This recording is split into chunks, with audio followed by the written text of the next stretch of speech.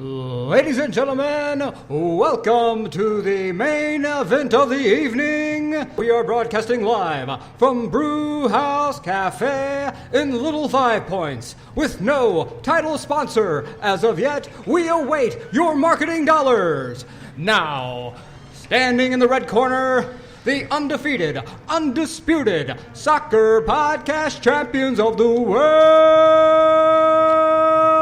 the garlic bread warlord Nick Leafy, the mouth of the South, John Nelson, and the Godfather himself, Jason Longshore. I'm going to clip that and use it forever. The new age outlaw. That's right. No, we need something better than that. Yes. There we go, ladies and gentlemen. Welcome to Soccer Over There. We are live from the brew house. We have so much on the docket today. Thank you for allowing the boxing intro to take place. I am for hire if anybody would like to reach out to at Nick Leafy. Let me know. I can MC your event for you. But guys, we have to start off with the worst segment in all of mankind. Oh, no. Yes, it is. That time it is. Mondays with Racism. Well, this time we have to be more specific, though. Where are we talking about racism on a Monday? Well, this time it's going to be England. We got multiple spots. We can talk about it to this time. We have multiple spots. Okay, so I will start off with the England one, where it was the Manchester Derby. And some enterprising individual decided that he was going to start making sounds of a certain nature toward a particular Manchester United player, and a player was hit by an object. Yes. It's either a battery or a cigarette lighter. Yeah, look. Caught on camera. Caught on camera. And in 15 minutes after the final whistle, Manchester City had issued a statement. Yeah.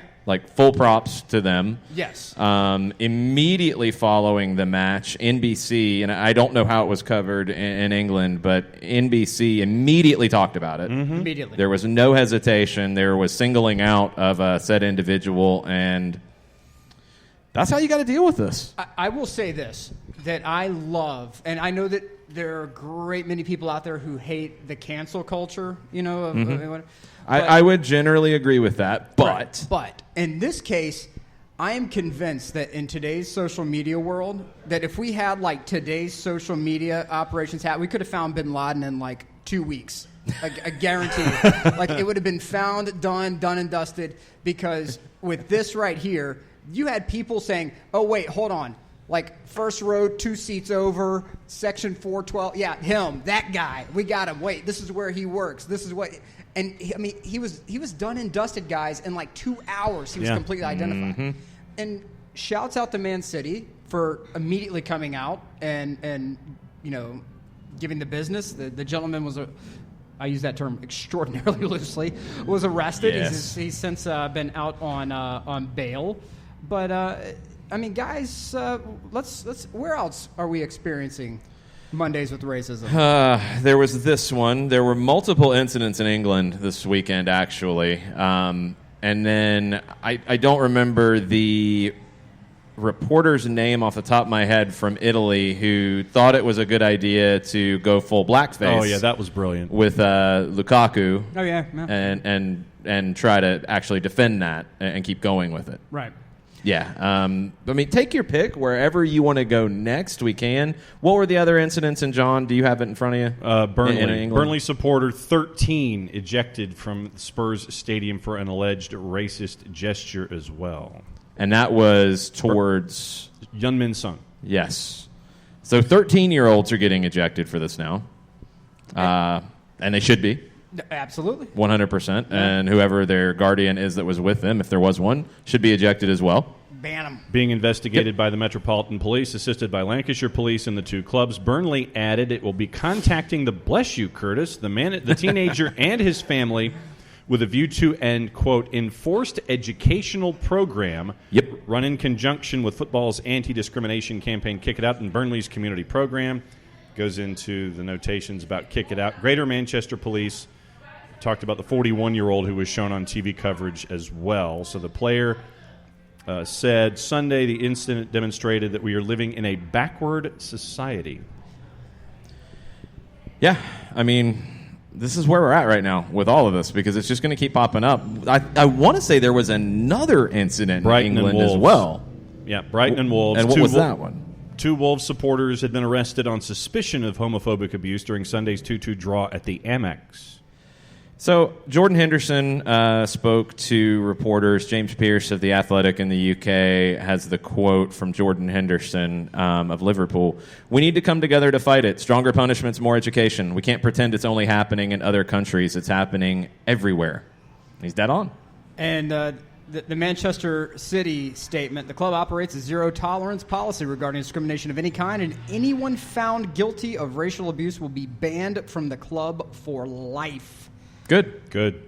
And what I would like right now, now that we have some listenership in Italy, if we could take that statement, just go ahead and you put your cursor right behind Manchester City. Copy the rest of that and just start posting it on your team's social media accounts. And just replace the name. Instead of Manchester City. Insert team name here. Yeah. Well, yeah, like Lazio, Milan, Roma, Fiorentina, whatever. Bop, bop, bop, bop, bop. Start putting the names in, guys. Since apparently we have to handle it Mickey Mouse style like that, I think it's time. I just had to say that. Just kind of lay it out for them. Make it very easy. It's not that hard to deal with. Manchester City has shown the way for other clubs. You get out in front of it. You don't run from it. You immediately address it, and you take care of things. I mean, it's just that's it. The fool in Manchester has started talking again, which is always good. Oh, this is going to be great. Yeah, an early Mondays with Reddit, thanks to this idiot. Mondays with Reddit. Yeah, this moron has to say. Let's see. He has defended himself by saying, quote, "He was putting my hands in my pants." What? Wait, What? No, he wasn't. That didn't happen. You could see it on the video. Okay, here we go. It gets even better. Oh, God. He's posted on Facebook. Oh, yes, here we go. He posted on Facebook Saturday evening to protest his innocence.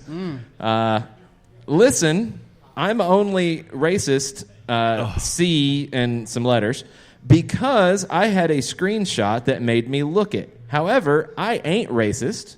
Watch the match. Half of it was me with me putting my hands in my pants.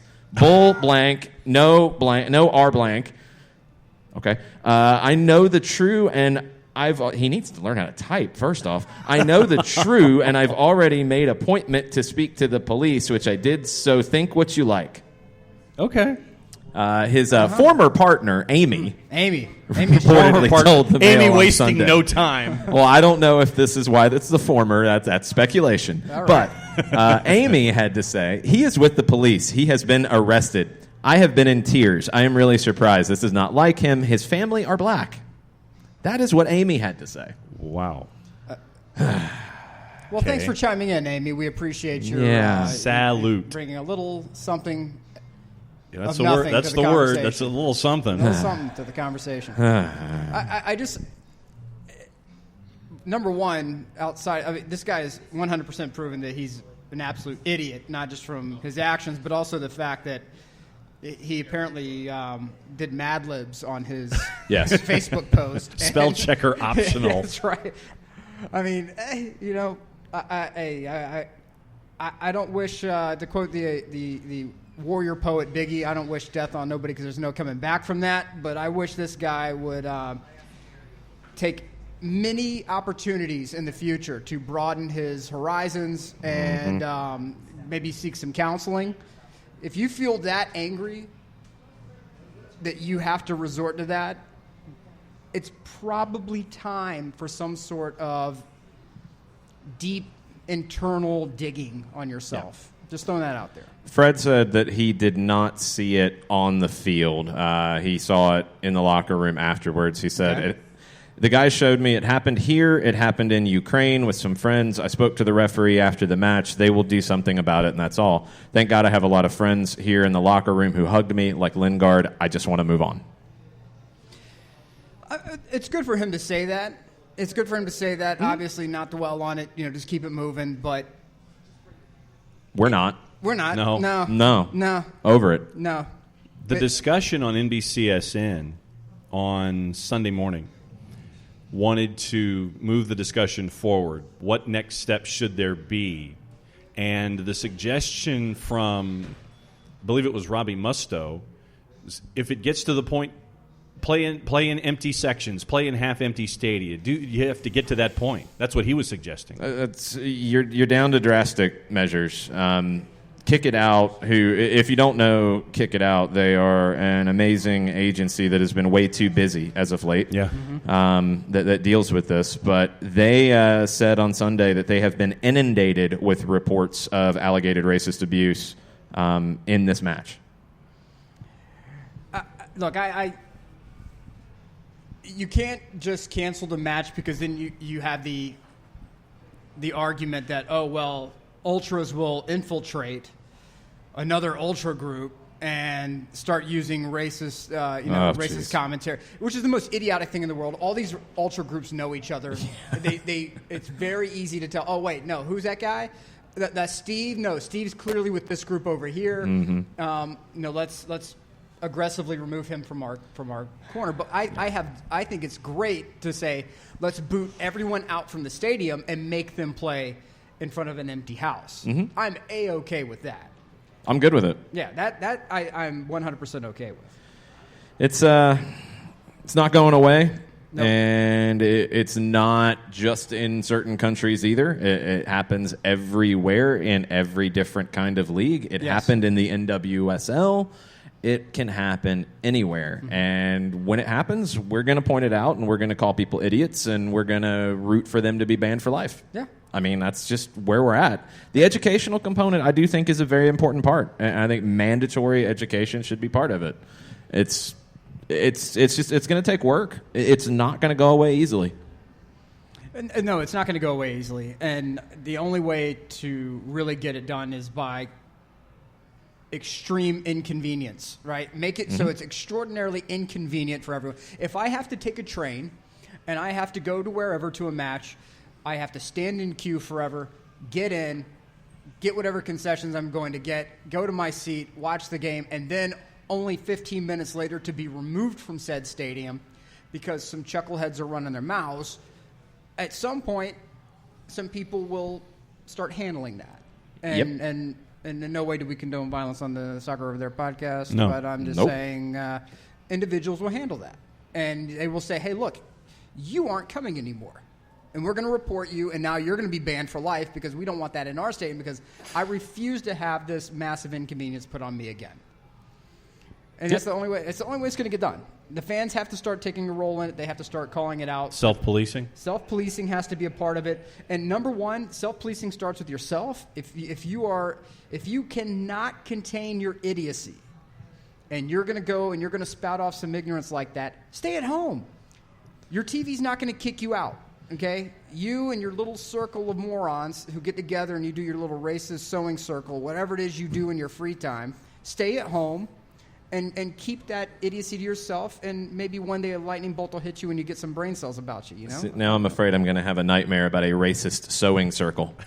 There's a movie there. There's a movie. There's a few dozen movies about or that. Or a comedy sketch or something along those lines. Something. But it is. It's worldwide, and it's self-policing of individual fan bases. Pierluigi, the Lazio guy that I interviewed, he said the same thing. He said that 90% of the supporters for Lazio are not that way. Right. And absolutely. It's the Curva Nord, it's the ultras who are the ones who are the fascists and the racists. And it's at some point you have to start addressing that. And, it's the we can talk it into the ground, but it's the only way that it's going to get done.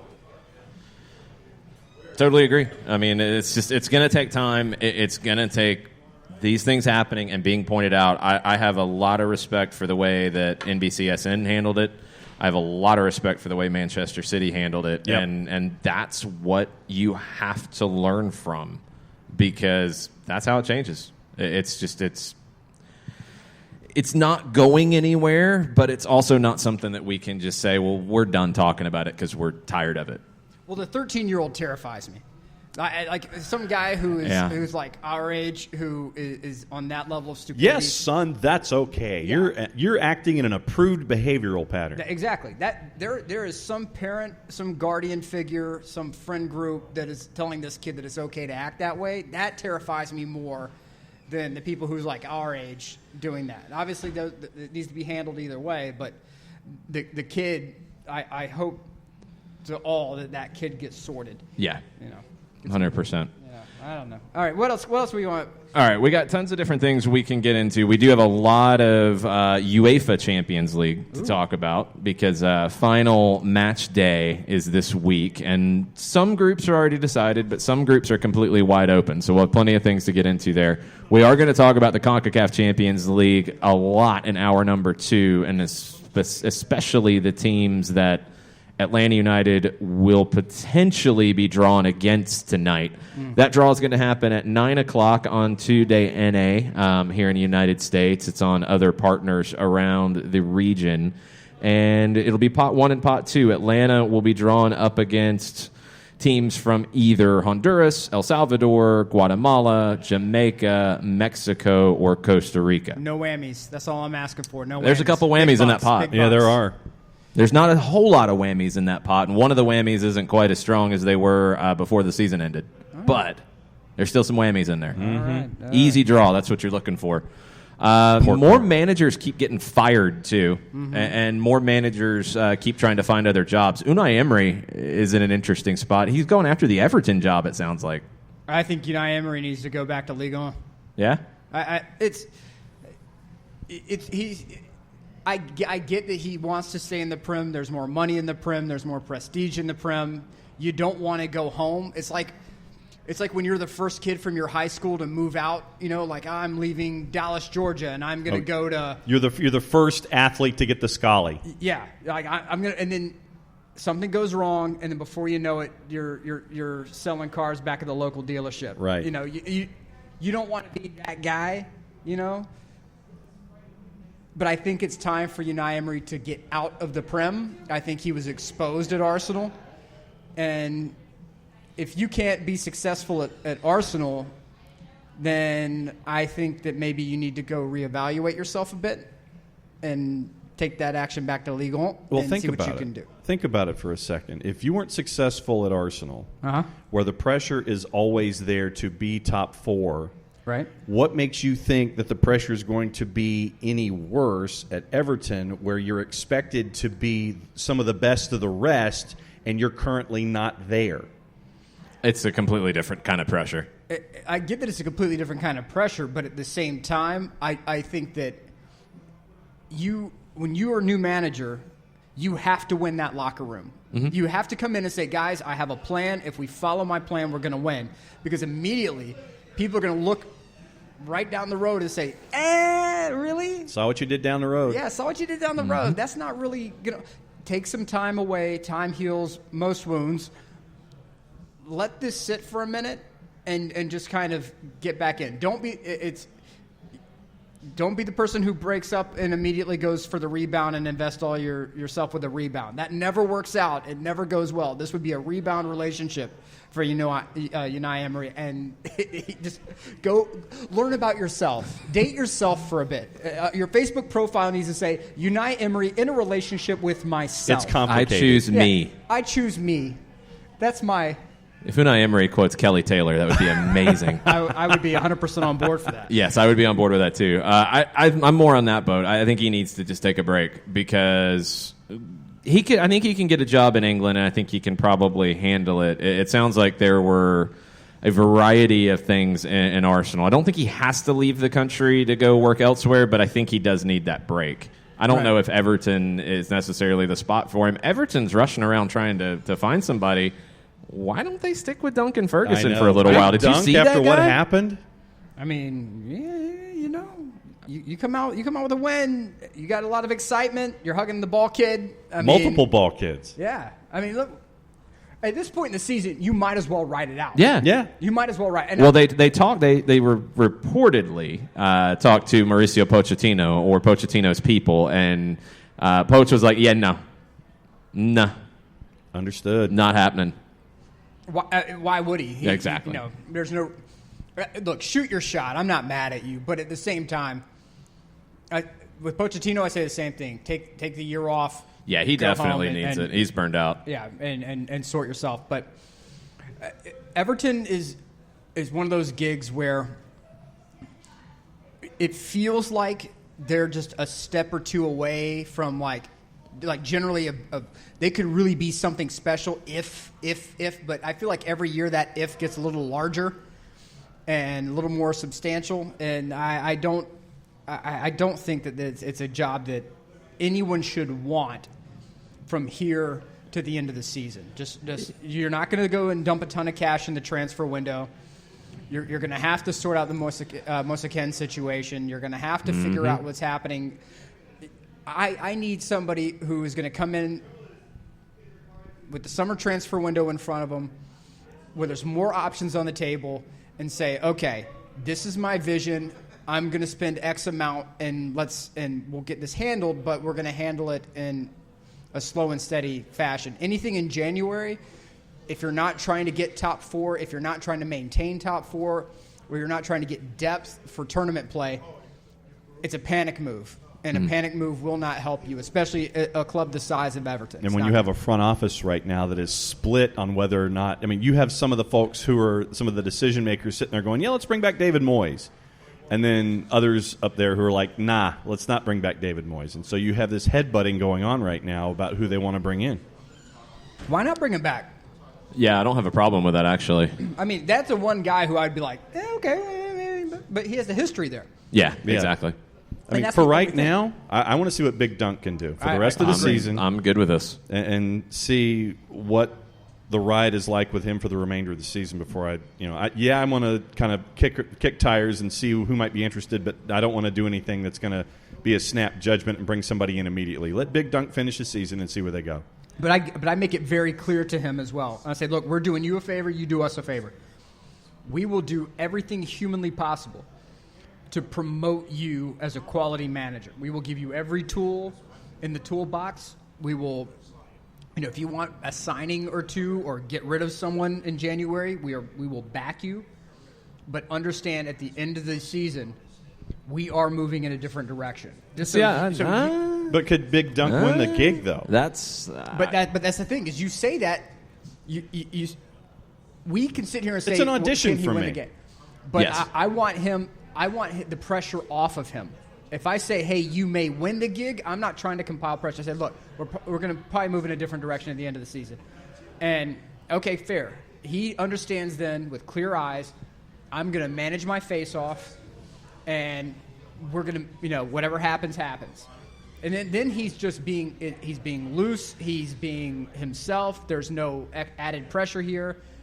And the fan base isn't breathing down your neck at that point because they think it's a temporary thing. And if he blows the doors out and he earns that gig, then you give him the gig. Yeah, I'd leave it a little more open-ended, but I know what you're saying. I'm telling him he's out. Well, the reason I'm not going to tell him he's out, what we need to happen first is we need to find some Everton kid, like the Manchester United kid, because, man, that kid nailed it. Mm-hmm. What about our boy Ole? Yeah. What a week for that guy. Hey, there were a lot of people on social media who were Ole out, Kicking Ole dirt. out, get him out of here, call Pochettino up, call the ghost of Sir Alex Ferguson's dog, call anyone, get anybody in the building, we don't care. And what happens? What happens? That's a big week. Mm-hmm. It's a big week for Jose. Pep. Look, the man has earned the right to finish the season. If you are a Man United fan, I said earlier on, Man United and Milan are in very similar boats. Fallen giants, right? Yep. I'm a Milan fan, mm-hmm. right? We are lost in a way that even Man United is not at the moment. Yeah, Manchester United hasn't hit that level yet. No, we're in the desperation phase. Yeah. We're in the desperation phase. Yeah. It's pretty ugly. Sorry. Look, it is what it is. It's okay.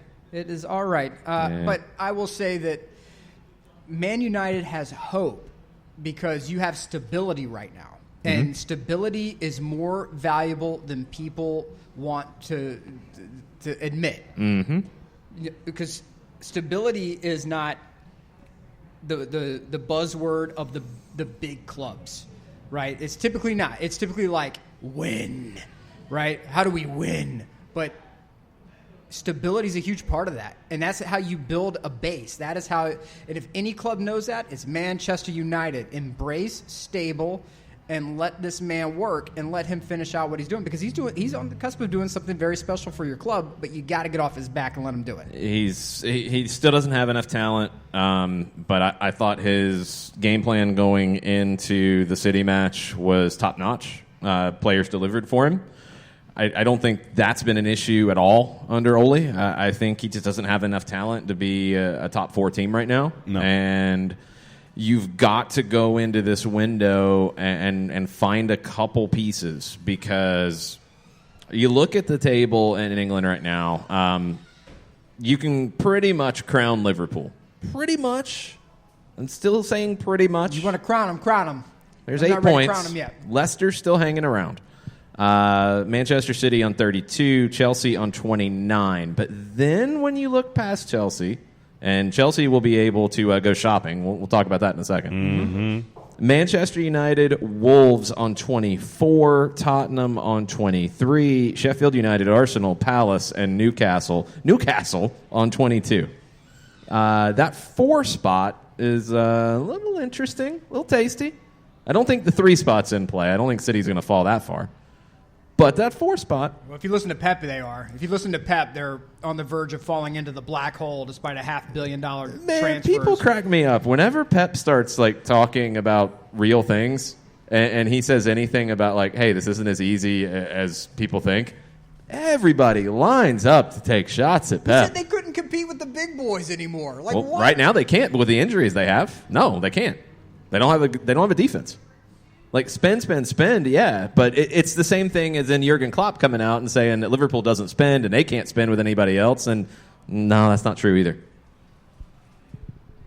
Right now, City's just not good enough, and they don't have a good enough defense, and that's what's killing them. That's true. They needed to, and this is where either Pep or his people in charge of these things screwed up in the window, is they needed more defensive cover. They couldn't roll with what they had, and it's come back to bite them.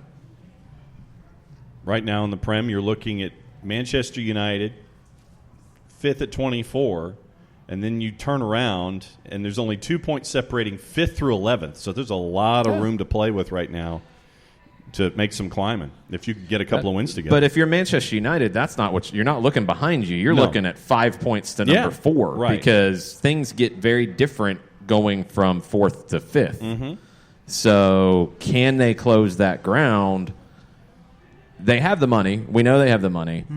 If the player that Ole at this point, and I think he's deserved this right, if he feels like there's a somewhat big signing out there in the winter window, they should go do it. Yeah. They should go get that player for him. Because you now know that Chelsea, come January, is going to be able to do that too. But is that actually going to necessarily help Chelsea? Because they got a good thing going right now. And that's the thing for me, is that why mess up a good thing with everything that you've been able to build and develop with the youngins for a change, instead of following what Roman Abramovich has always wanted to do. Oh, look, shiny object. Let's drop $90 million on this guy. We're going to go baseball for a minute. Remember when George Steinbrenner got banned from baseball? He had a short-term ban from baseball. Yeah. And it actually allowed Cashman to work. And what happened? The dynasty happened. Strange how that played. Wild how that works out. So I think what probably affects Chelsea in the window is what happens on tomorrow in Champions League, because they are not guaranteed to go through to the round of 16. Group H is one of the more interesting ones, with Ajax leading it on 10 points. They need a draw to guarantee advancing. They're not definitely through, because Valencia and Chelsea are on 8. Both have a +1 goal differential. Lille is out with 1. Chelsea hosts Lille, so you would expect that Chelsea gets the win. Yeah. They lock up their spot. They move forward. That Ajax hosting Valencia game is going to be quite intriguing. But I think if Chelsea, for some reason, doesn't get to the Champions League, Maybe they get a little desperate if they don't get to the round of 16. Maybe they get a little desperate. If they do, I wonder if you roll a little bit more with what's happening. The problem is for Super Frank is they've lost 2 of their last 3. Mm-hmm. They may. I think they're going to make a move. I think, but how big of a move? Not a very. That's large where I'm kind of leaning. Yeah, I just think that in the past, Chelsea have had managers who have, and I'll use Carlo as an example, right? I love Carlo Ancelotti, but they were guys who have champagne tastes, and they would come in and they would say, "I need X and Y and Z," and then Roman's like, "All right, let's go." Was that Vince McMahon? I think so. Yeah, a little Vince there. But the thing is that with Frank now, I think Frank is someone who can go, look, you get me like 2 guys. Like, they don't have to be the craziest, most expensive guys ever. You get me 2 functional, useful guys. I can probably pull them from the championship, and we're going to get me some depth. We're going to be all right. And I don't think he upsets the apple cart. I know everyone's expecting Chelsea to go wild. I mean, they've lost 4 of their last 5. Oh, my God. I don't think it's going to happen. I think Frank's going to build things his way. He's proven it. He's proven he can do it. He's proven to Roman that he can do it because everyone, except for those who, like, half their closets are blue, said, oh, man, Chelsea is done for. And then Frank comes in, and even social media, a lot of people went nuts on Frank, and then Frank has proven. I mean, he proved me wrong. I thought Frank was going to be a disaster. Yeah, I thought so, he was too. going to get the guy who would get the initial management bounce, and then it was going to fall off a cliff. And that he is able to keep this team where he is. Win, lose, or draw in Champions League, I think they make 1, maybe 2 moves tops, and they're done. So there's a couple players that have already been linked because of how these things go. Yes. And Mondays with Reddit is helping us deal with this. So 3 different players have been linked here lately. 2. Nathan Ake, who is a Dutch center back, can play on the left side. He is at Bournemouth right now, was Dutch injured, national team. hamstring over the weekend, so recovery time might be a factor in that. Ooh, that's a bad sign. The other one is 20-year-old midfielder Marquinhos in Brazil. Globo Esporte says that Chelsea has sent multiple scouts to watch Marquinhos play. It sounded like it's not a major move. If these are the types of things that are popping off so far, it's not a big move that they're looking at. It will not be someone who will come in and affect the clubhouse. No, definitely not that. There will be no named person who will come in and upset that apple cart. You're going to get people who can contribute on the field, end statement. Outside of that, it is Frank's show, and it needs to be Frank's show. And I think that's why you haven't heard hide nor hair of Roman Abramovich during this period. Because Roman's sitting back like, oh, if I'm Roman, I'm sitting there like, oh, you mean I didn't have to spend like an absolute raving lunatic for the past 15 years? I could have just had a quality manager in here and given him time. Oh, my God. This is a profound experience that I'm having right now. But good for Frank. And win, lose, or draw with the Champions League, I think that Chelsea fans have a lot to be happy about right now, that you survived one of probably the toughest periods in your club's recent history, and you're doing so at the top end of the table, which not a lot of people thought you would be. So I do love this about Marquinhos. He's at Atletico Mineiro, and they just re-upped his contract up through 2023, which is usually the sign of yes, we're about to make a deal, and we're about to get paid. The translation of Portuguese in Globo Esporte, Chelsea, who observed the boy in loco in 2 games in the Brasileiro 2019. He was crazy? I guess. He was crazy. I'm assuming they were... No, the boy was not crazy. The scouts were observing him in loco. I'm guessing in loco. Oh, in place. Something like in that. place. Well, yeah, loco. Yeah, in loco meaning location in Latin. So yes, thank you, Google Translate. 2 years of Latin in high school and 2 semesters in college. Portuguese? Are you good on Portuguese because of your Latin? We just need to get Mr. Armani back up here and have him translate the Portuguese. Give us the Brazilian take on this. Yes, definitely. But yeah, it feels like it's that kind of player that we're talking about. Not a major name. I'm with you. Not going to upset anything because you've got a good young core. Yeah. I mean, I don't think you're looking to radically shake that up if you can go back into the market or not. I don't think any of that changes it. No. I mean, think of it. Abraham, Pulisic, Mason Mount, who has done wonders in fantasy for anybody who's picked him up this year. Guilty as charged. You're that guy. Who's got his hand up? That guy. You're that guy. I am that guy. You're the fantasy guy. I am. But no, there have been some great young pieces that have come out for Chelsea this year, despite what Kurt Zuma's been trying to do defensively.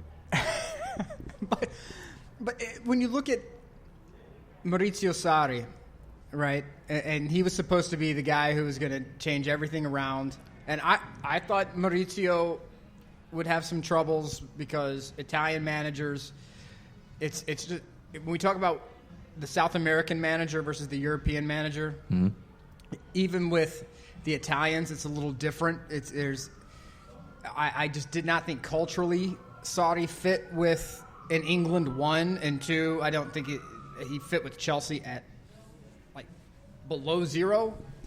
But you're seeing some of that right now with what's happening with Juve, right? Where I think Sarri's a little lost at the moment, and that move to get rid of him when they did. Why do you think I'm lost at the moment? Well, because number one, Maurizio, you, my friend, are trying to do like everything but Sarri ball right now.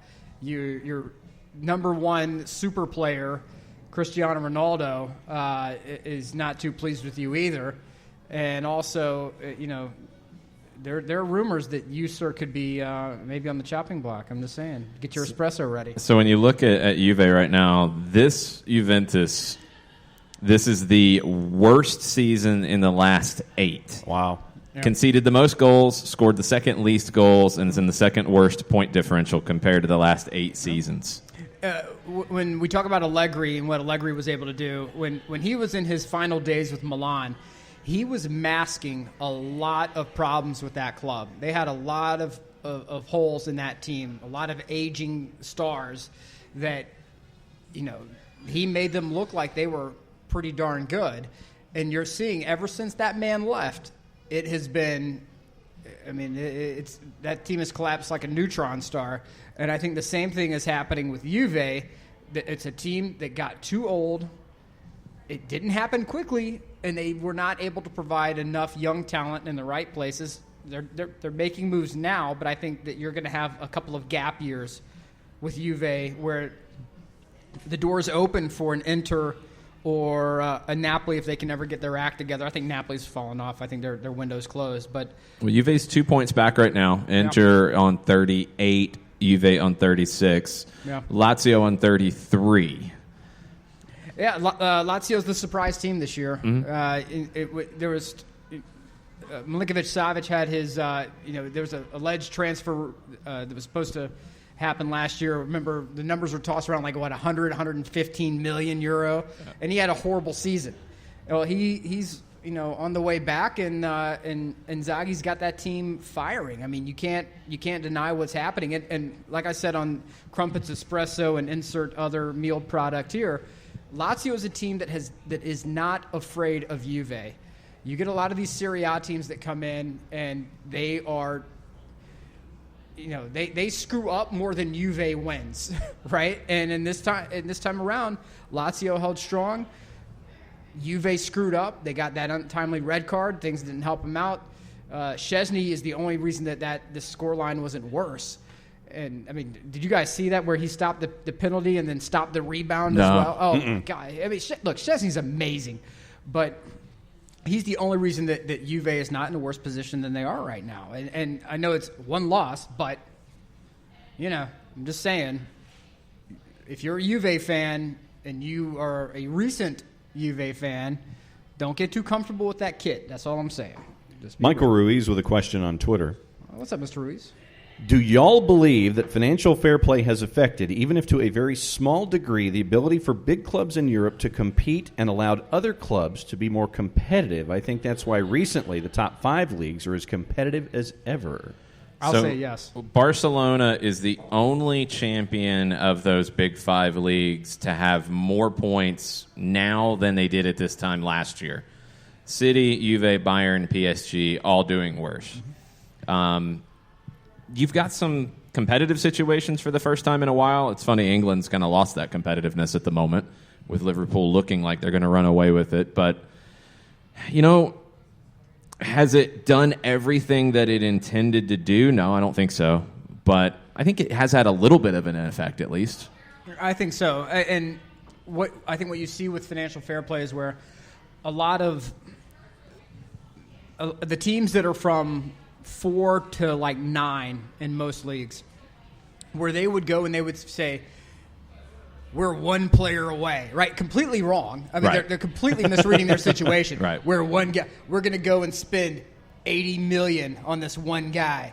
I think now you have boards and managers and team presidents that look at this and say, this is really stupid, because this could mean that even if we do get in the top 4 because we're not financially compliant, we're banned from European competition anyway. So why don't we take that 70 or 80 million that we were going to spend on this one bum and get 2 or 3 developmental talents and lift them up? So I think it's forcing you to reevaluate your situation, which is far more beneficial to the mid-table teams than it is to the upper-level teams. See, that's really interesting, because I think the idea with financial fair play was to limit spending at the top. I don't know if it's really done that, and most people don't really care, and they're going to, file lawsuits and whatever to be able to do what they want to do. It seems like it's made the middle teams smarter. It's sort of like when you look at with what Atlanta and LAFC and some of the newer MLS teams are doing with the salary cap and the young players and how they manipulate the rules to their benefit. And people say, oh, well, they're spending so much more. Well, that's the LA Galaxy manipulating things. The 4th DP. What do you go? And people get all mad, and then they release the cost, the numbers on the financial numbers, and they say, oh, what do you mean Atlanta and LA are the 6th most in the league on salary cap? What are you talking about? This is insanity. It forces you to be smarter. You have to do more scouting, because each signing means so much more. Because you have to be not only look at it from an X's and O's standpoint on the field, but how can we, from a resale standpoint? Like, if we get to the top 4 and this kid becomes, coveted, are we going to be able to sell him? Which now means you're taking age into account where you may not have been before. A system fit, a legitimate scouting. We have to put serious scouting behind it, not just, oh, we have diminishing player over here who's out of contract, let's get him. Or, 1 year left, so we're going to overspend because we want to blow everyone else out of the water. Those days are done. We've talked about it a great deal, the after Neymar, right? Mm-hmm. How every transfer after Neymar now has to be governed differently. On Twitter today, I'm trying to remember even the account. I want to say it was one of those España football, saying that allegedly, Real Madrid has to make $200 million in sales. Right. It's affecting everyone. You're just now, because of the size of the brand and the size of the club, you're just now seeing some of the larger fish affected by it. The mid-table teams were the ones who were affected immediately, and that's why I think you're seeing that rise to the top. Makes sense. I mean, look, you have Cagliari at 4 in Serie A. What? That's gonzo, man. You have Milan in 10th, and they couldn't even do Europe this past year. They're the largest club to really get hit with financial fair play and face the music on it. So it is working. It is catching up. And you have people like Jim Pilata who are saying, I may need to get out of this business because, I don't know if I can bring enough resources to make Roma competitive. They've done pretty darn well considering. I mean, look, if you are a Liverpool fan, you should own at minimum 3 Roma kits because because they helped make this possible for you, and it's part of the process now, and it's all because of financial fair play. That's a great question. Kurt McGirt says FFP is in effect TAM and GAM. It's forced the money down the rosters and tables. That's a good point. That's a great point. Yeah, that it's had an interesting effect because I don't think that's what they'd really intended with it. No.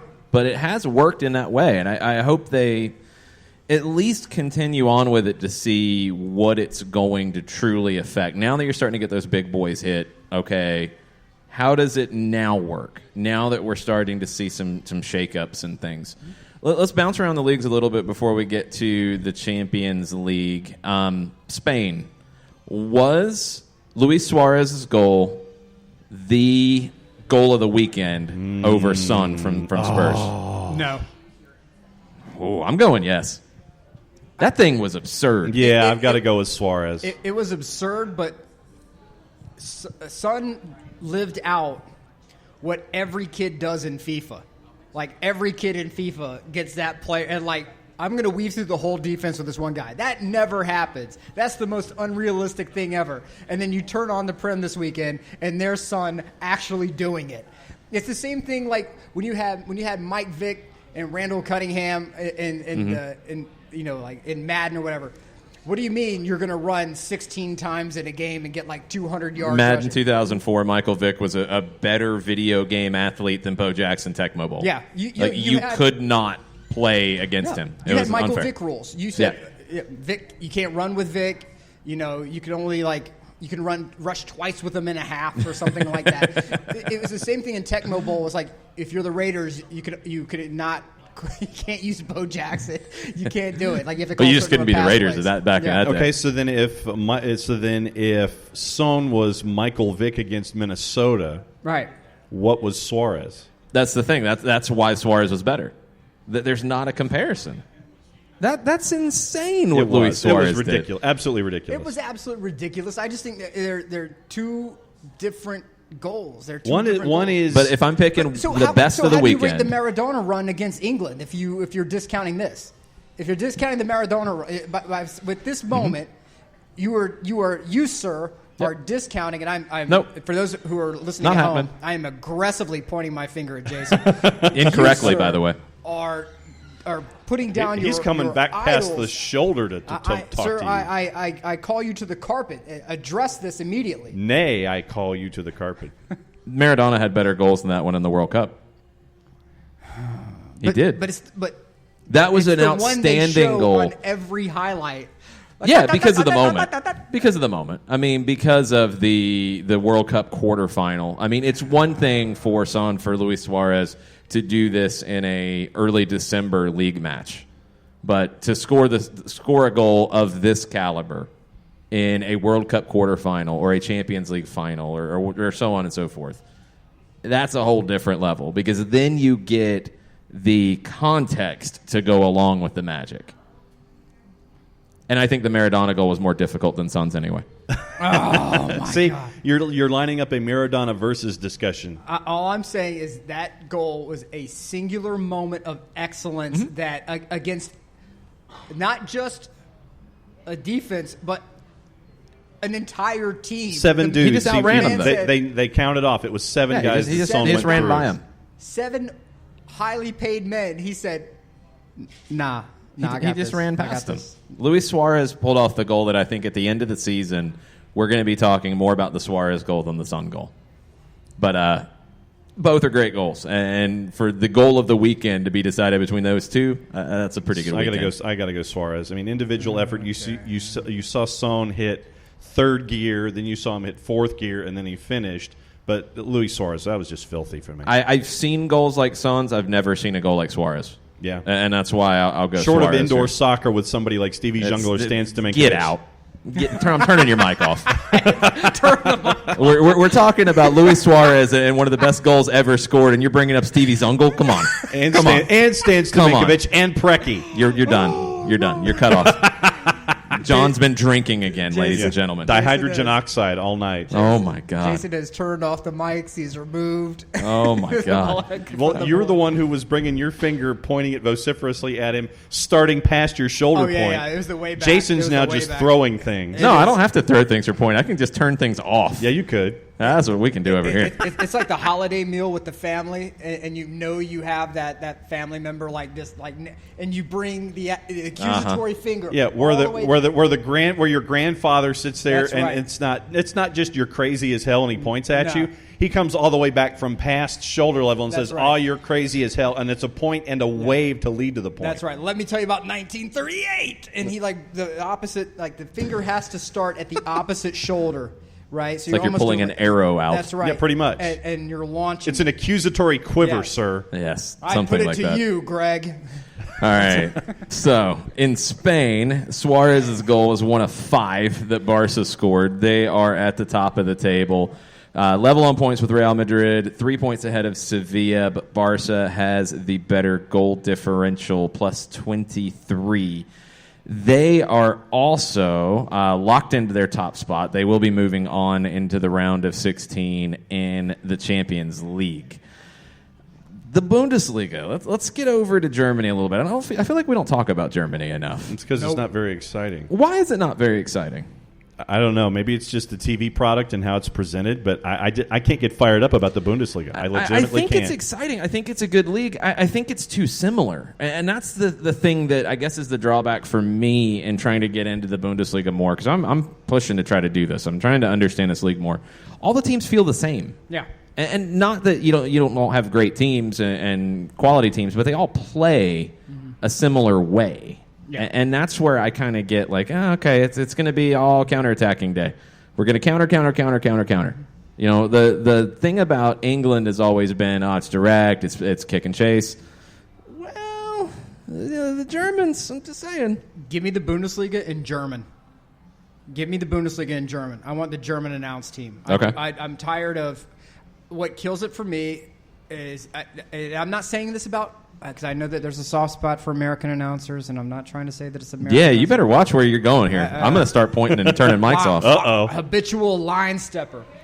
What I'm saying is the team that they put on that that Fox has traditionally put on the Bundesliga coverage is not exciting, and I'm putting that on the talent of the announcers, not just the fact that they're American. You're calling a match in Germany from Los Angeles. Yeah.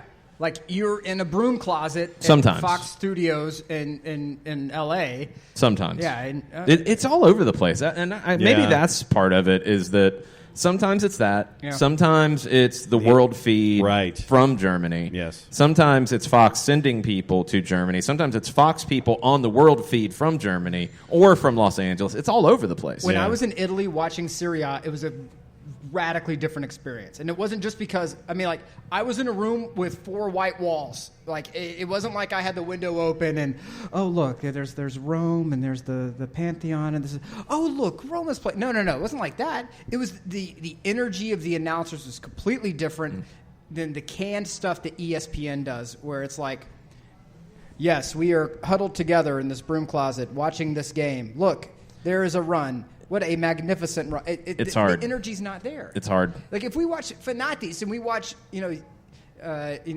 Boca Juniors versus Gimnasia, and it's like, they're drinking like 47 Red Bulls and hooking themselves up to electrodes and calling the game. There's energy to it. The one that I sent you guys from a 2-day NA in Mexico, it was the Monterrey match where Monterrey late in the game shot off the post and Monterrey attacks the other way. The announcer just starts laughing after the shot off the post because Monterrey probably should not have advanced. They were a little lucky.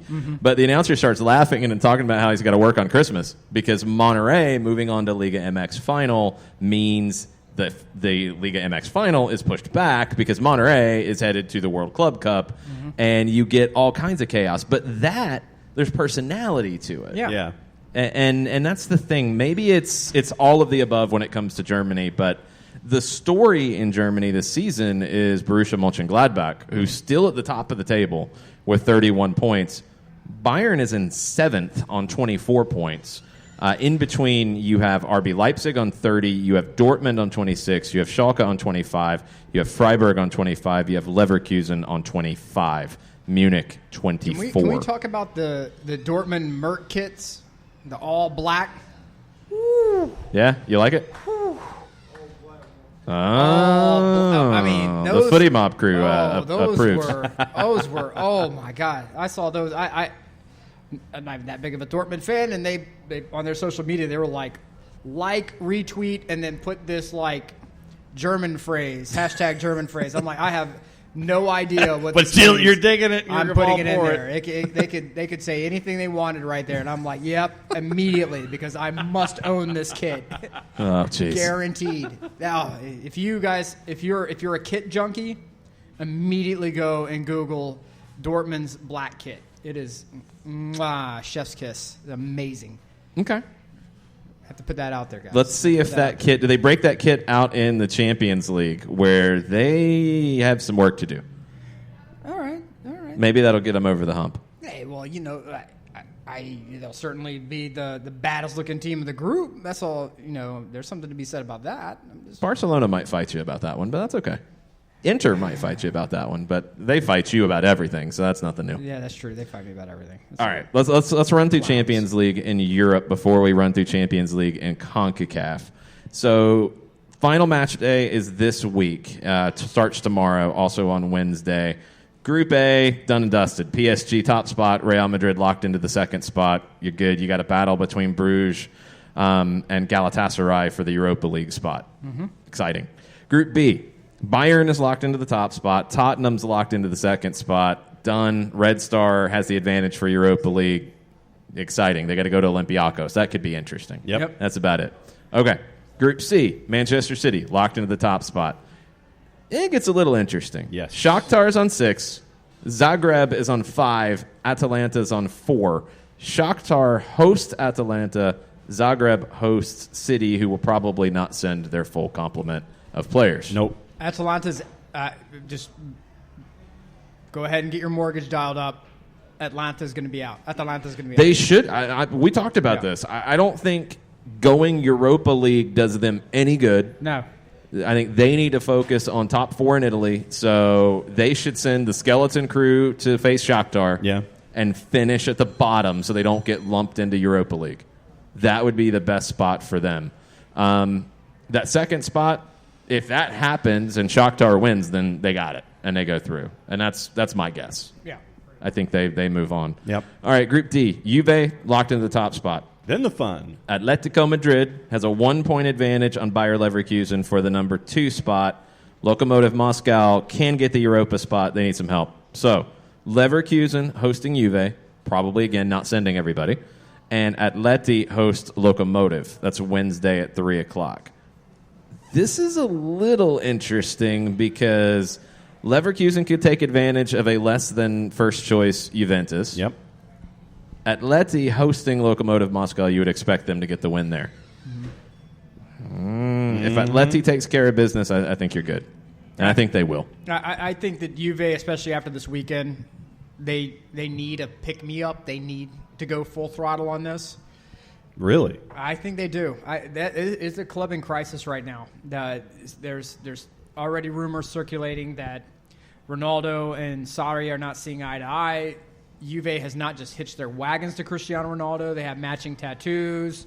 They sent Ronaldo a mixtape. I mean, do they have the friendship bracelets? They're there. Oh, no, I know what they did. They went to Spencer's in the mall in Turin, and they bought that necklace that had half of it that you would keep and the other half you give. Absolutely. That's Juve's taking it to a new level. They went the star chart where you get the name a star after someone. They did that. They've done that as well. That's a commitment. It is. That's where they are right now. Well, you want a little bit of Mondays with Reddit? Mondays with Reddit. Because this just popped up as the first one. The headline is Cristiano Ronaldo regrets leaving Real Madrid following Ballon d'Or snub. Here we go. It is from Sport Bible, and Cristiano Ronaldo has reportedly said he regrets leaving Real Madrid as he believes he would have won more Ballon d'Ors in the Spanish capital. He's not wrong. No, he's not wrong. I think that's correct. I mean, sure. But you made your choice, my guy. I mean... You're a part of a publicly traded company now, sir. Welcome. You're an asset. Oh, boy. If there is... Well, one, I don't think he really feels that way. I do think he wants Sarri out. I do not think he sees eye to eye on Maurizio Poor Sarri. Maurizio Sarri. And I think he's going to be... They will find some way to push him out. First Kepa, now Ronaldo. Will Sarri bump up to 7 packs of cigarettes a day? I think he does that voluntarily anyway. Yeah, I don't think that's just, That's a Tuesday. I honestly think he is going to go... it'll be some club like Sassuolo. It'll be some club like... Spal. Some smaller club and just start over. I think that's where he feels comfortable. He can implement his style of play. Pull the Julian Lopetegui. Yeah. Why not? And just go there and sit. And maybe if let's say that there's a new group that takes over Roma, maybe they make that. Maybe they make a move. Milan could be there. So there's talk that Milan's going to force out Pioli. I don't know how they're going to afford it, but I wish them the best of luck in that endeavor. Oh, man. I honestly don't think Pioli's going anywhere, but Sarri would be good for him if he got shoved out to just take a year off, the rest of the year off, and then go find some mid-table team and take over. All right, Group E is where it gets really, really interesting. So Genk is out. Everything else is up for grabs. Liverpool on 10, Napoli on 9, Red Bull Salzburg on 7. Jesse Marsh and Red Bull Salzburg host Liverpool tomorrow at 12:55. Napoli hosts Genk. You would expect that Napoli wins. Yep. Can Salzburg ruin Liverpool's day? You think Napoli's day? going to win? I would think that they're the big favorite I don't think here. Napoli's going to win. They're hosting Genk. Genk's done. Genk is 0-1-4. Genk's out. They're not doing anything. They're not going Europa. 5 goals in 5 matches. Goal difference of -11. Watch the Napoli game. Watch the Napoli game. Watch that scoreline. I have that club. Carlo Ancelotti is at death's door with that club. There's already talk that Gattuso has a contract lined up with De Laurentiis. If there's a shred of truth to that, don't be shocked if you start seeing the players check out. Napoli is already a club that is having major problems. Even though the matchup on paper goes extraordinarily toward Napoli, watch that game. That is my Vegas 1-800 call in. Those ads are coming back. Like, this is the lock of the week. You call the number, I'm going to give you a free one. It's Wayne Allen Root. We are setting up a 900 number for Nick's betting tips. That is definitely happening. 1-900 Nick BET. It's going to be a phenomenal game for you to watch. You're going to make a ton of money. All right, so if Napoli doesn't roll over or people don't persuade them to roll over, and if Salzburg beats Liverpool, everybody's on 10. Ooh. If everybody's on 10, then the head-to-head record is taken into account, with Napoli winning the group and Red Bull Salzburg second.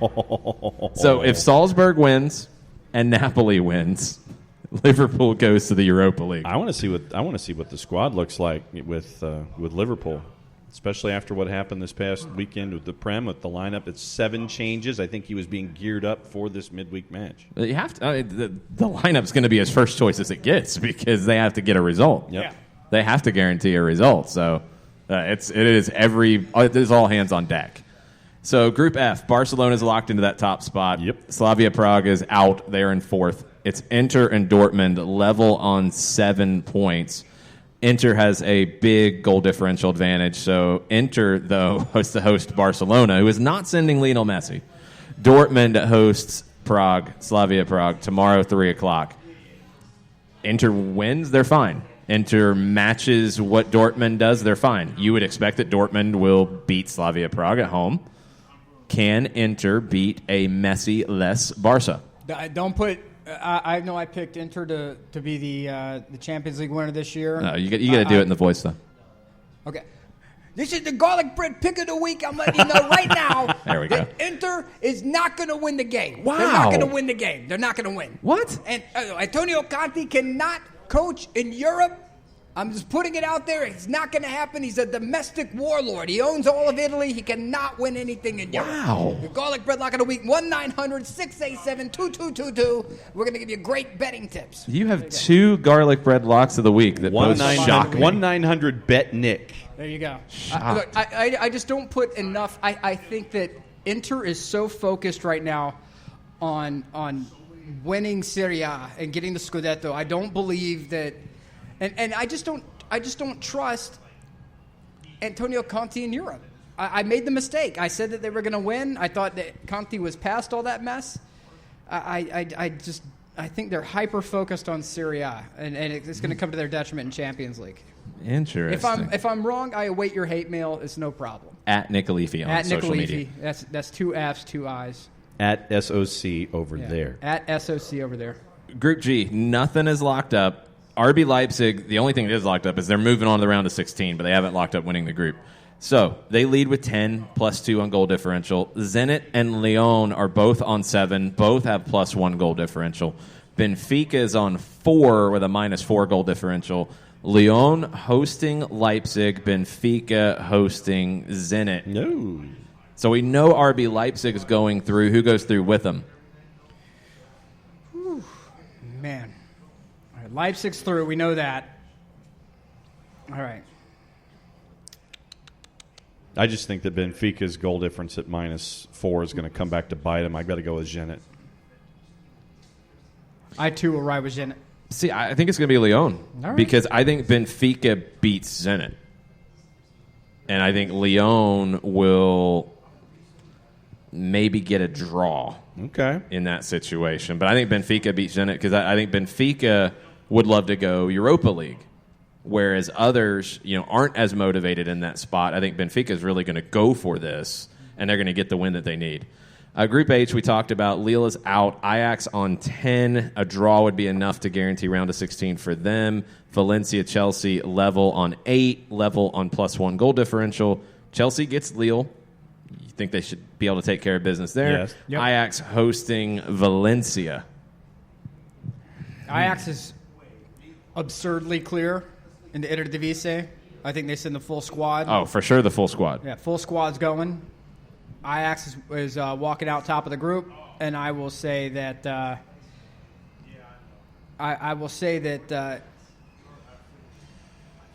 I mean, honestly, all Ajax needs is a point. They needs a point. Ajax goes through. But what's the score line? Because we have to start factoring in the score line here because this is going to come down to goal differential. No doubt. I think Chelsea's going to get a win, which means that Valencia is going to have to put points on the board. Yeah, they'd have to win. Yeah. So, and I don't see them winning in Amsterdam. So I think it's pretty cut and dried. I think Ajax wins the group, and I think Chelsea second. Yep. Fair. I'm there. Yeah, I think Fair. it's simple. I just don't think Valencia can pull off the upset in Amsterdam that they Nick need is to. admiring his chicken fingers here from the Brewhouse Cafe and their They're delicious. What am I 9,412 supposed to do? TVs. They're delicious in there in front of me. Oh, no, I you have to take eat care of something. business. I have to eat something, guys. Yeah, I will be looking at the menu here in a bit when we take a break between this show and the CONCACAF Champions League draw live from Mexico City. Live from Mexico City. There's going to be red carpet and everything. This is like deal or no deal, man. We're going to go big. It's going to be big time. This thing's going to be nuts. I really hope. Oh my god! I hope for a good draw. No whammies. That's what I'm saying. No whammies. Well, let's get into this hemisphere before we jump into CONCACAF. Let's go. So Mexico, we have a final, and it's a big final in Liga MX. Monterrey and Club America. It will be delayed because Monterrey has some business to attend to, but you got about as big of a final as you could get after the top 4 seeds were all eliminated in the quarterfinals. Yes, exactly. But I think Liga MX is happy with this one because you get Monterrey trying to climb back to the top of the table after firing their manager. Turco Mohamed comes in. You get all kinds of just craziness with their run coming in as the 8 seed. They go to the final. And Los Águilas, the heavy hitters from Mexico City. Well, I'm of the mindset that I think that the gap really benefits Liga MX because you have a team that's going to be in the Club World Cup. That's global eyeballs that are going to be coming into that league. You're going to come back and get a December 26th first leg. Yep, and the 29th is yeah. That's going to be awesome. Mm-hmm. And look, I know that everyone else may see this and be like, "Oh, this stinks," but I, for one, am if I'm Liga MX, I'm quite thrilled by this. I think it's going to be marvelous. You got probably the two outside of a Super Clasico America Chivas final, right? Or the Clásico Regio Monterrey Tigres final that we've seen. Mm-hmm. This is about as big as it gets. You know, this is huge. So Mexico will be very happy with this. You cannot underestimate the heat that Club America took losing to Atlanta United. Mm-hmm. That's going to play a role in this. That's going to, in the back of these players' minds, that media crush that they had to endure. It may not be the greatest trophy in the world, but you as a Liga MX team, according to Liga MX, should not lose to an MLS side. It should not happen. And that it did happen, and it was a legendary club that lost. Don't be shocked if something crazy happens here. It's going to be a fun one. Monterrey is throwing everything at this right now. I'll be curious to see they take this form into the Club World Cup. I want to see if they can make a little noise there. It'd be the first time a CONCACAF team gets to, I think, the semifinal in quite a while. It's been disappointing for CONCACAF teams, the Mexican teams, in the Club World Cup in recent years. You have to go back, and one of the teams that's in the Champions League for next year, Saprissa, finished third in 2005. That's the last time a CONCACAF team got as high as third.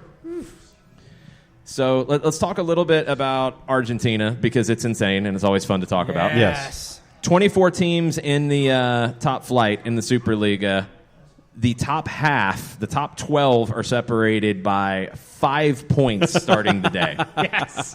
Nobody wants to win this thing. Of course they are. Everybody keeps losing. This is the sound that you hear every single week when you're watching soccer there. Little cricket chirps there. Everybody's backing up. Yeah, it's that because, I mean, it's insane. Rosario Central beats Boca Juniors. Boca had a chance to go to the top of the table by themselves. Right now, Argentinos Juniors is hosting Estudiantes.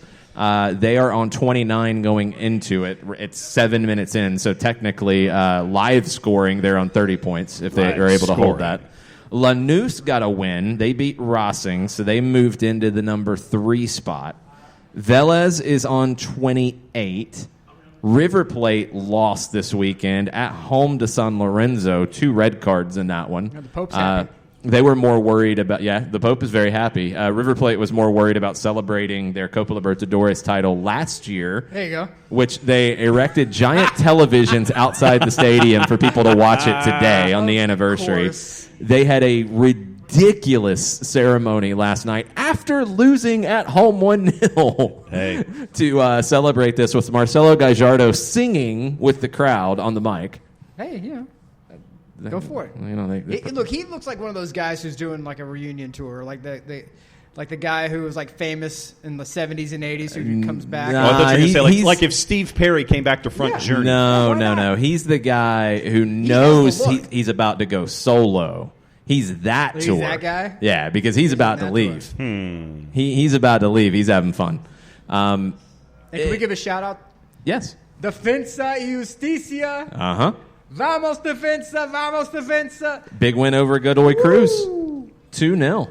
Defense is in 15th. I'm telling you, look. But they're only 9 points out of the top the spot right now. Hey, look, we need in people, 15th. We need people to buy scarves, T-shirts, mugs, so that way we can be the first American soccer show to sponsor an Argentine Superliga team, because they have like 47 sponsors on the kit. I think they actually have 12. They have a button on the website where you can you can sponsor the team. I think we need to do this. This needs to be the goal going forward. Is to put the SDH logo right there on defense's I love what defense is all about, but if Diego Maradona keeps Gimnasia up, That might We're putting it on the supersede Gimnasia That kid. might supersede it. Yeah. They won this weekend again.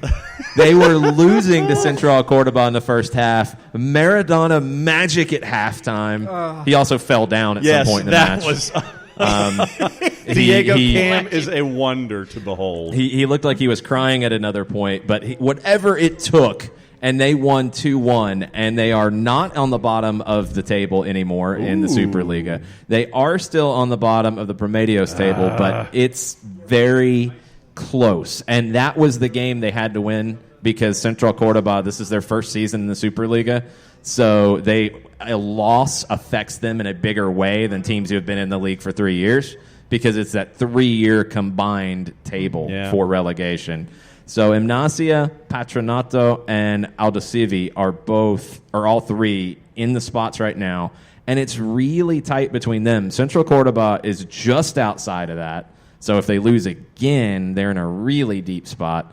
Newell's doesn't have a whole lot of cover. They're level with Cologne in 19th and 20th. There's no way in the world that the Superliga lets Diego Maradona get relegated. There's no way the in thing the is, world. see, you Kind of think like that. kind of like the ban with Russia is going to be 4 years. No, you not think gonna that happen. with your conspiracy theories and black helicopters and tinfoil hats, but there are about as many people who hate Maradona in Argentina as love him. They will not let that man get relegated. I don't know. They might. Yeah, Kurt McGirt into the side door of that discussion. He says Russia's banned from the World Cup for doping, but not Euro 2020. How? Yeah, that I don't know. Money. Because they already qualified, I guess? And UEFA didn't want to deal with redoing it? Probably. There are a lot of pipelines that run from Russia into Europe with natural gas and They oil. could shut them off. They are not messing with that. Yep. What's going on? That team. Oh, no. Sorry. We already filed the paperwork. It's processed. We can't do anything about it. Clerical issues. The file people are on strike. They want better retirement. Can't do anything about it, guys. Hate it for you. Russia's in the Euros. The sanctions prevent, this is from the BBC, the sanctions prevent Russia from hosting events during the ban. St. Petersburg is a host city for group games and a quarterfinal at next summer's European Championship, which is being hosted by several countries, as well as staging UEFA Champions League Final 2021. However, it will be allowed to fulfill those obligations as European football's governing body, UEFA, is not defined as a, quote, major event organization, end quote, with regards to rulings on anti-doping breaches. So UEFA doesn't have the facilities to handle that. That also allows Russia, who have already qualified for Euro 2020, to play in the tournament. Because it's not a big enough tournament. That's basically what they said. That's an interesting defense. Okay. That's something. Pipeline. That's a word. Pipeline. Anyway, They can compete as a neutral club in Qatar, should they decide. but they can't host games to qualify. No. And they got to qualify first. Right, yes. So I mean, they're not going to be able to host games, whatever you want to call it. They're not qualifying. It ain't happening. So they're not qualifying. They'd have to qualify for that World Cup. They're not qualifying with no home games. It's not happening. You can break out whatever tinfoil hat you want. I think they're not that good. That's wins and losses. Yeah. Well, then they're not going to shut off your pipeline because it's like, well, guys, you had a chance to win. You didn't win. We can't do anything about that. Yeah. You know. Yeah, you're kind of stuck on that one. I'm just You're saying. stuck. But All right. 5 minutes of Mondays with Reddit. Mondays before we with get into Reddit. CONCACAF because of all the ridiculousness that is Reddit on a Monday. What do you think about this one? In Spain, Barca and Inter met in Milan to discuss Arturo Vidal and Rakitic. Inter going for that? do you think that's the only thing they discussed? The 9 figures of euros having to deal with financial fair play? I'm just saying, there's a saying in Italy that David Amayal says on the Couchland podcast frequently: "Better 2 wounded than 1 dead." And so if they walk out with, maybe a little more disgust than just a certain player. That's all I'm saying. Yeah. Wait a minute. That's all I'm Marca saying. might be on your Rhine here. Oh, yeah? Lautaro Martinez's agents are reportedly in Milan to meet with Barcelona. And Manchester City had announced interest last week, at and that. so now you've got this bunch. And Was it a 111 million euro release clause? Something like that. yeah, Manchester City ain't flinching on that. I'm telling you guys. But you deal with players and I'm just saying. Yeah. We got a little action happening. The clubs are going to. When is that meeting happening again? This week. Is it happening this week? Yes. Is it happening before the Champions League game? Don't know. Oh. I'd like to know the timing of that one too. Oh man, you and the black helicopters. A lot of business taking place. Swirling. A lot of European businessmen. Hey, you know. Swirling No, helicopters. we're not going to bring Messi. No. Nope. Nothing to see here. Wow. What do you guys need? You guys need a 1-0 win? Was that going to get you through 1-0? Yeah, okay. I think we can make that happen. Man. What do you think about Real Betis' Joaquin at 38 years old, his first hat trick as a professional? Go for it. Joaquin's Bring awesome. it. Go for it. That guy's still got it. If One of the great underrated players. look, I'm happy that anyone north of 35 is balling. If you're north of 35 and you're balling, big fan. Who was it that you Roque mentioned? Santa Cruz also had I think he had a brace in Paraguay. Who is it that you mentioned was balling this morning? Former MLSer who was balling over north of 35. No, there's a few of them in Central America. We'll get there. Don't jump the gun just yet. Look, Comes into Champions League. I mean, you're talking to somebody who has 2 torn quads, calcium deposits in the knees, partially torn rotator cuffs, Yeah, don't just sing it, bring it. a beer league. He's got a boiler under the medium kit. 800. Yeah, there's like 800 milligram Motrin that's getting popped. Yeah. It is. Before the game. After, we're not talking about, but before the game, there's 800 milligram Motrin being popped. All right, what do you think about Jorge Jesus, the Copa Libertadores winning manager at Flamengo, who says the Brazilian Serie A is one of the top 5 in the world? Put it on TV and show us. That's what I say to that. Yeah, That's a good point. Yeah, I mean, you can scream all you want about how great of a league that you have and how awesome your competition is, but if you have no TV deal and the world can't see it firsthand, then you will be surrounded by skeptics. if you've got the hottest girlfriend in the world, but she's in Niagara Falls. Yeah. Manti Te'o knows something about that, right? Yeah. I'm just saying. Wow. I'm just saying. So you're saying Got like a really hot you're girlfriend. saying that the league is the Lene Kekua of soccer. Yeah. Show us. Show us that we're not being catfished with soccer. They showed it in the Libertadores. Show us that we're not being. That's great. That's awesome. But you're only showing us a small Is that like sample the Senior size. Bowl? You're showing us a small sample size. Show me something more. Show me regular in-league action. There's a reason why Argentina gets the buzz with us. Not that we're big deals, but the buzz because we can log on to an app and we can watch it immediately. I don't even know where to go. I don't think there's a way legally to watch it in the United States. Right, and that's a problem. So don't tell me about how great your league is. Call the higher-ups and say, put our league on television and let it be an ambassador for our country. Your country's getting a lot of grief right now because you're letting the lungs of the planet burn to the ground. Any good press that you can get, showcase it. Kurt McGirt has come back in on Twitter and I believe has won the show for this evening. There we go. He says, at Nicolifi on Soccer Down Here right now describing injuries, and I'm going to let you, sir, see this GIF. There we go. The hard times. Oh, daddy. The hard times promo. That's right. I don't look much like the athlete of the day. My belly's a little big. My height is a little big. But I am bad, daddy. Oh my God. Oh, dust. My hand is touching your hand. The Hard Time Blues The hard time. Tour 1985. That's right. Oh, So I don't know what the accent would have been here, but Nigel Pearson, he's now at Watford. for the remainder of this season. And And he he- actually wore a suit. He didn't wear a warm-up suit. Yep, and he gave a rousing speech before the team went on the field. Uh-oh. And there's some little behind-the-scenes access that has been posted. Oh, man. All right, here we go.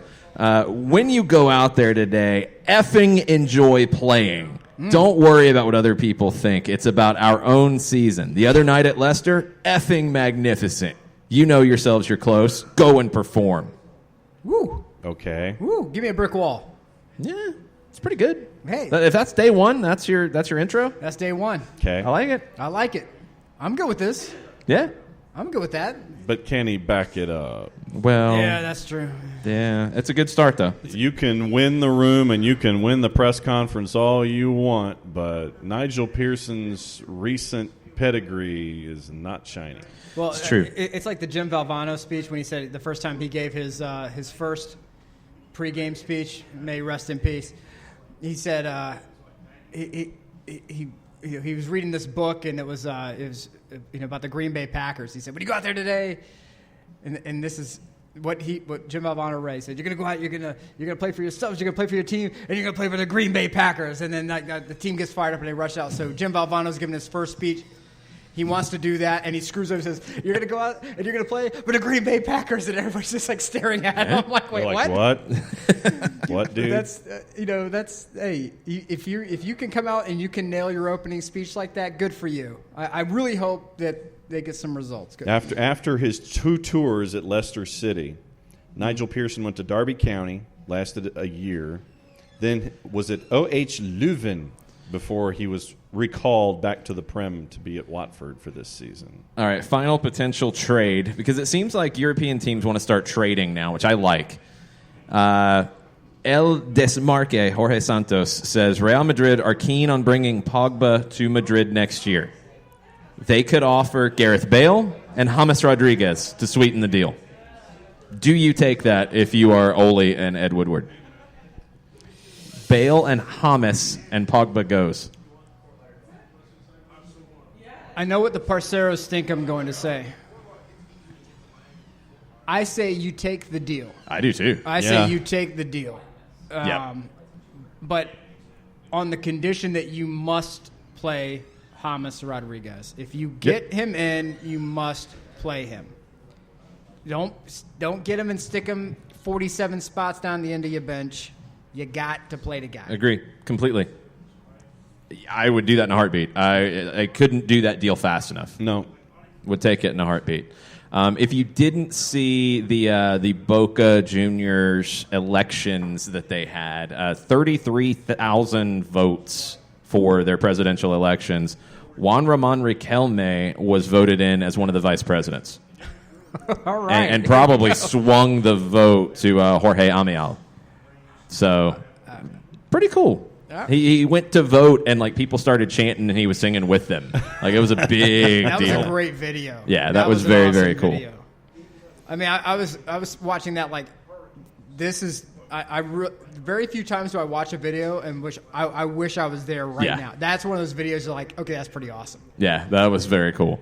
All right, let's get into CONCACAF Champions League. CCL fever. Catch it. Hashtag CCL fever. CCL fever. I don't use that as like, oh, haha, I'm so funny and ironic. No, it's a legitimate that's great their thing. tournament. Yeah. I love this tournament, and I wish they had the group stage back in it because you get matches against teams that are very cool to learn about, good competition, and a very different type of competition. Mm-hmm. And it's a good thing for MLS teams to have to deal with, even when they have to go and play somebody small who's going to kick you all over the field, and the refereeing will be terrible, and the field's probably terrible too. Mm-hmm. All of that's part of the challenge. Yes. And I want to see this expand to a group stage. Not yet. Right now, it is round of 16. That's what the draw will be happening for in less than 90 minutes. I don't think they're going to start the draw immediately, so probably more than 90 minutes. Just your schedule for CONCACAF as you start to plan. First leg of the round of 16 will be February 18th, 19th, 20th. Second leg, February 25th, 26th, 27th. So again, MLS season for the 5 teams that are in it are starting in CONCACAF before they play their first league match. Everybody else will have already been involved in league play. Almost everybody that's involved does the Apertura Clausura format, with the exception of Jamaica. Jamaica plays a 33-game schedule and then has a crazy playoff format. But everybody else is about to or just finished their season. They're going to take a break. They'll come back and start beginning of January, middle of January. Pot 1 are the heavyweights. Pot 2 are your potential upset teams. Pot 1, it's Atlanta United, it's Club America, it's Cruz Azul, it's LAFC, it's Montreal Impact, it's NYCFC, Seattle Sounders, Tigres. If you are looking for the weak team in Pot 1, it's Montreal. Yep. No question about it. If you're anybody in pot 2, you want Montreal. Mm-hmm. Next weakest team, NYCFC. They don't have a manager. Coach. They don't have a GM. Yeah. They've never dealt with this before. It's a big ask. The rest of it is pretty strong. I mean, LAFC and Seattle and Atlanta have most of their squad back. Seattle probably has least amount of their squad back than the other two. Club America's in the Liga MX final.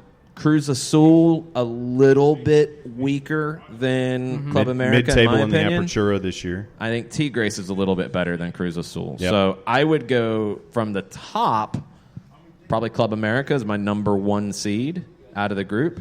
Tigres would be number 2. Atlanta, LAFC, 3-4. Yeah. And I'm going to put them in that order. Yeah. Cruz Azul, 5. Seattle 6. Seattle 6, because I don't know what their roster is going to look like. That's Seattle 6 right now. Yeah. That could be very different by the time they play. Still, I think they're going to be a little too disjointed to be extraordinarily Potentially. competitive early on. Potentially. That's a lot to ask. NYC 7, Montreal 8. That's how I would rank them in pot 1. So pot 2, this is where it gets interesting. You have 2 Costa Rican teams, San Carlos and Saprissa. You have 2 Honduran teams, Motagua and Olimpia. You have Club León from Mexico. You have Alianza from El Salvador. You have Comunicaciones from Guatemala. And you have Portmore United from Jamaica. So when you look at those teams and what they've done lately, Portmore is by far the worst team in pot 2. It's not even close. Portmore United is in 7th place out of the 12 teams in the Red Stripe Premier League in Jamaica. I'm going to have a red stripe when we're done here just because I'm excited Go about ahead, this. Portmore. So they're your believe your Portmore. 16 seed. We believe. Easily the 16 seed. It's not even close. The one player that Portmore has that you will know is a player on loan from the Philadelphia Union, Corey Burke, No. because Yeah. he can't get back into the country right now. Right. So he has 5 goals in 12 matches so far this season. The other top scorer is Rondi Smith, 28-year-old striker, 3 goals in 13 matches. They did win their last match. Burke and Smith scored the goals. They won 2-0 on Sunday, but they're still in 7th place. It's not good. Their manager is a legendary manager who played at Bolton, Ricardo Gardner. Over 300 appearances for Bolton, over 100 appearances for Jamaica, played at the 98 World Cup. Ricardo Gardner, 41 years old, hasn't been in charge very long with Portmore, and it's not looking good. There's out of pot 2. There's only one team here that. Two teams here that really make me go ooh. Okay. Saprissa is, to me, that They're the perpetual pain in the ass. they are a pain. Thank you for stating it far better than I Saprissa right now, though, is not exactly the Saprissa you know. Saprissa finished 2nd in the Apertura season. They were 12-6-4, 12 points behind their rivals, Alajuelense. They did win the 2019 CONCACAF League, and maybe that affected their league form. Right. They beat Motagua 1-0 on aggregate in the final. They lost in the semifinal stage of the Costa Rican playoffs on penalties to Herediano, 2-2 on aggregate. So the Costa Rican squad, your 2 top players are 31 and 35. Okay. Johan Venegas, who spent 3 years in MLS, Montreal, then Minnesota. He's 31 years old, scored 10 goals in league play. It's his 3rd year back at Saprissa after leaving Minnesota. Christian Bolaños, disappointing 2 years in Vancouver, 35 years old. Those are your top 2 players. The other 2 guys, one of them is already gone. Randall Leal is headed to Nashville, played 19 matches this season, 22-year-old winger. The other one might be gone, 17-year-old striker Manfred Ugalde.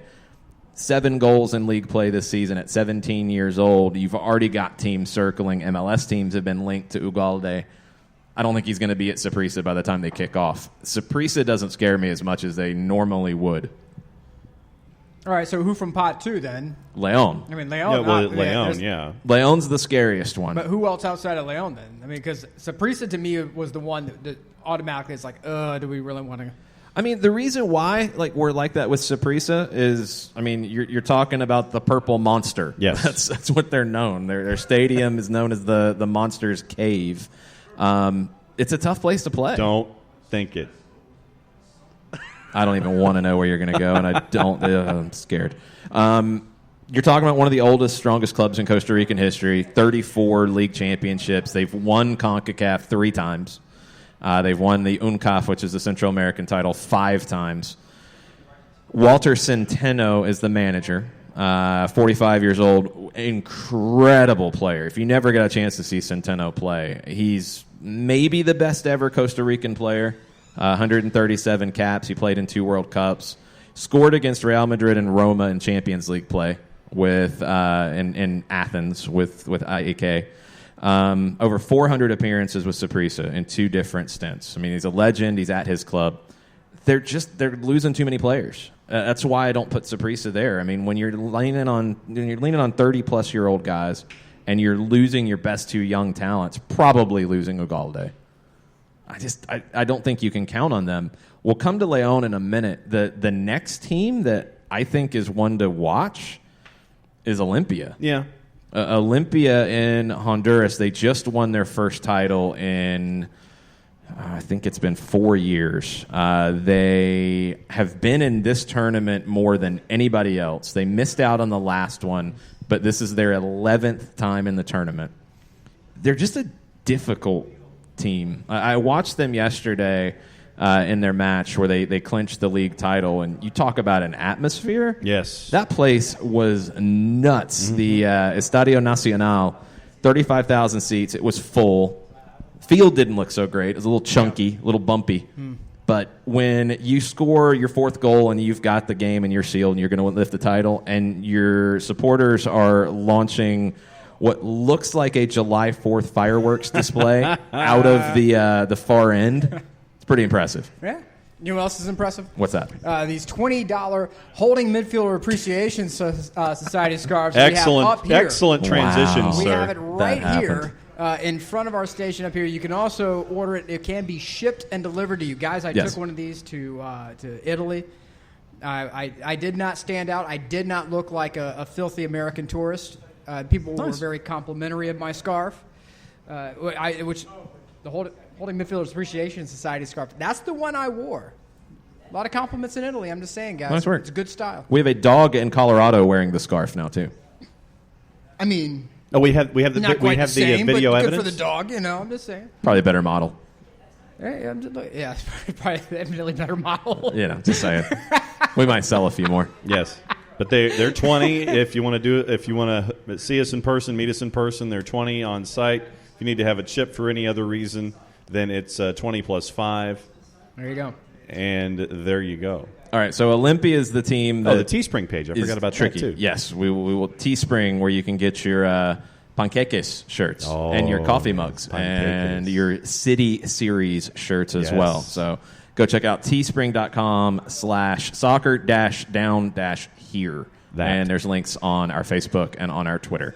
Okay, back to Olympia real quick. This is the team that worries me the most because of that home leg in Honduras. I think they can pull an upset, and they could upset anybody in pot 1. Mm-hmm. They are losing one of their top defenders, Brian Bekelis, who's headed to Nashville. Nashville doing some shopping in Central America in CONCACAF. Kind of smart. I think it's a good idea. The playoff format in Honduras, this thing is weird. So they where in Central and South America is it not weird, as we've discovered on this show? No, most of them are pretty cut and dried. I mean, Mexico is just a quarterfinal, semifinal, and final. You have others that are a smaller league, like 12 teams. It's a very common format to have 6 of the 12 go to the postseason. Your top 2 seeds get a bye into the semis, and you have 3 play 6, 4 play 5. That's pretty common. Honduras takes their top 5, and then they do a group stage. But if you won the regular season, you get an automatic bounce back into the final if you don't win that playoff group stage. So if that happens... Wait, what? Yeah, Olympia yesterday. So they won the regular season. They were the top seed. If they had not won yesterday and results had gone against them, they would have then been able to play a final against the winner of the playoff group stage, the pentagonal. Oh, there's a quiz later on. It doesn't matter. Olympia won everything. There's no quiz. So Olympia is a team because they have a mix of young and old. And that's why I look at them compared to some of the other teams in this group. Some of the other teams in the pot are older teams, and this is becoming more common in Central America, where players might go, from El Salvador, from Honduras, from Guatemala, from Costa Rica, and go to Mexico. Some are coming to the United States, going to other leagues. When they get to 30+, they're coming back home. Right. And they're playing in these teams, and they have a lot of veteran leadership, but just not as much quality. And it's going to show when you're playing against the top teams. Olympia has a good blend. You're talking about a striker in Jorge Benguche, who's 23 years old, scored 10 goals, added 2 in the playoffs, scored twice in CONCACAF League, a young kid who's scoring goals for them. You have a veteran with him in Jerry Bankston, who was with New England for a while, got loaned out. It didn't really work for him in New England, but a Honduran national team player at 32 years old, scored 9 goals in the Apertura. Your captain's 27, left back Ever Alvarado, spent 6 months on loan with Sporting Kansas City. It didn't really stick. Went back to Honduras. You've got a good blend with Olympia. They're the ones that nobody's really talking about that worries me the most. Motagua in Honduras, the other Honduran team, not an easy one, but easier than Olympia. You've got, your best-known player at Motagua is a player that Jarrett Smith knows really well. Their left back, Emilio Izaguirre, who came from Celtic, spent a long time at Celtic. He's returned, and that's what's happening with so many of these teams is Izaguirre goes to Celtic, has a great career. He can't hang in Scotland anymore. He can't hang at that level. He comes back to Honduras and plays in his domestic competition. That's what most of these teams are. You feel like Atlanta, LAFC, your top Mexican teams, can deal with that because they're going to be better physically to deal with older players. I mean, traditionally for me, looking at Pot 2, just from the handful of years that I've watched CONCACAF Champions League before Atlanta United was involved, for me, it was looking at a place like Motagua, looking at Saprissa, although we've discussed Saprissa, looking at Alianza and how they can be at home, looking at Olympia and how they could be at home. So there are a handful that can sit there and bite you if you let them when it comes to that away leg, if you're talking about an MLS side. Alianza is one who can. I mean, the Los Paquidermos. There you go. Or the Elefantes Blancos. Elefantes Blancos. They gave Monterrey a tough time last year. Monterrey, I think, went through 1-0 on aggregate. They play in the largest stadium in Central America, Estadio Cuscatlan, seats about 45,000. This is a team that is a little bit younger. Their top player, though, and this is where the Salvadoran league is right now. So the top player for Alianza is a Colombian striker named Raul Peñaranda. Peñaranda scored 11 goals in league play. It's his first season in El Salvador. Spent last season with Arabe Unido in Panama, who's been in this competition before, but predominantly he's played in the Colombian second division. That's when you get those players coming from outside of these countries coming in, it's like second division guys from Colombia, second division guys from Argentina or Ecuador who are coming in and playing in these teams. That's a level that MLS teams should be able to handle comfortably at this stage, with maybe the exception of León. Theoretically, yes, but we all know how CONCACAF can be. We know things get a little sideways. The first game on the road, I mean, that first match on the road is going to be difficult for anybody. And any of these teams, I think with the exception of maybe San Carlos, because we don't know where they're going to host it yet. Tiny stadium. Comunicaciones, I mean, they finished third in the recent season. They're in the playoffs, but they finished third in Guatemala. If an MLS team is worried about going to face the third-place team in Guatemala, there's something wrong. Right.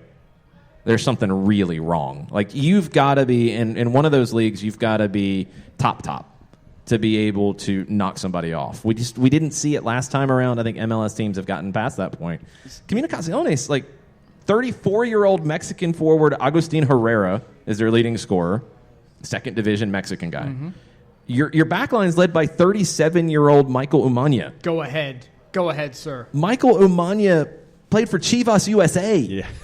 Yes. He and Brad Gazan probably know each other. I mean, this guy. So Umania has the craziest CV that I've seen looking at these guys. Like Neptune or something? What? You said craziest CV. It's like, did he play on Neptune? I don't know the Neptune League, John. I don't know that one. I do know that he played in Iran twice. That's pretty good. And then went to Costa Rica, where he's from, and then played in the U.S., and then joined Comunicaciones for the second time in 2018. He played for Persepolis in Iran. All right. Go ahead. Yeah, I'm just saying. Look, all I need to know. He played for Chivas USA. All I need to know is who do I need to talk to about being a part-time employee so I can come along with the radio trip? We got to get the radio trip booked first, so that's hold what I that need thought. to know. I just need to know